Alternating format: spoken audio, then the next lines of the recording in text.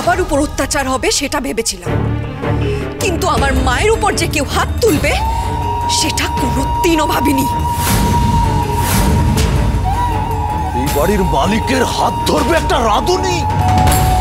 বাড়িটা আমার, এখানে আমি কি করব না করব সেটা ঠিক করবে একটা ড্রাইভারের। বাবা,